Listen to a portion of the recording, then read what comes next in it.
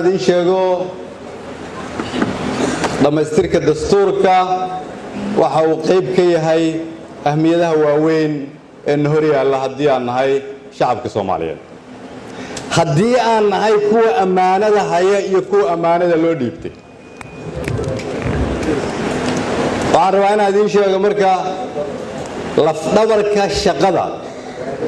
dawladda uu hogaamiyo madaxweyne Farmaajo oo aan anigu ra'iisul wasaaraha ka ahay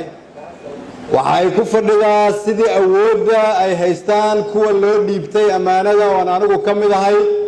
loogu soo celin lahay kuwa ammaanada u dhiibtay oo ah idinka meesha fadhiya sidaas daraadeed waxaan leeyahay waa inaan dhamaystirnaa dastuurka kulligeen si muwaadin kasta uu u ogaado xaqa uu leeyahay iyo waajibka lagu leeyahay waa inaan dhamaystirnaa dastuurka si aan dalka u gaarsiino doorasho qof iyo cod ah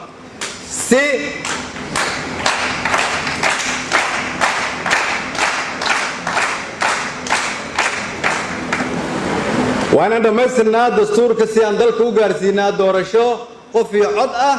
taasoo macnaheedu tahay in shacabka Soomaaliyeed ay u codeeyaan cidda ay rabaan inay madax noqoto in cadda la xisaabtamayso mustaqbalka madaxda Soomaaliyeed ay tahay shacabka Soomaaliyeed si kale haddii aan u dhigno in awoodda gacanta mar kale loo soo geliyo shacabka Soomaaliyeed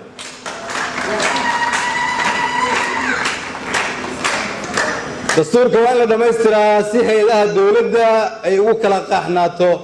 shaqooyinka ay leeyihiin oo aan isugu khaldamin dastuurka waa in la dhamaystiraa si aan u oogno sarreynta sharciga dastuurka waa in la dhamaystiraa si aan u adkayno midnimada iyo wadajirka ummadda Soomaaliyeed dastuurka waa in la dhamaystiraa si ay u kala caddaato awoodaha xukuumadda iyo labada aqal tusaale ahaan dastuurka waa in la dhamaystiraa si isqabqabsiga loogu bedelaa xasilooni siyaasadeed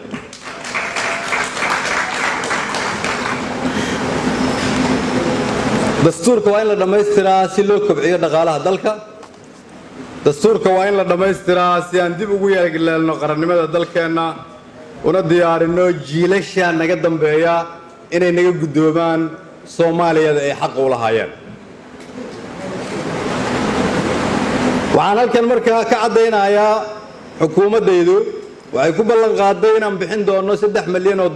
loogu talagalay dastuurka waxaan hortiina ka ballan qaadayaa inaan bixin doono si loogu dhammaystiro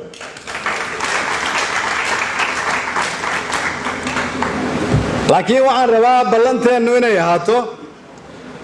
dastuur Soomaaliyeed maskax Soomaaliyeed dhaqaale Soomaaliyeed talo Soomaaliyeed iyo midnimo Soomaaliyeed oo dib u yagleesha Soomaalida naga luntay waa mahadsantahay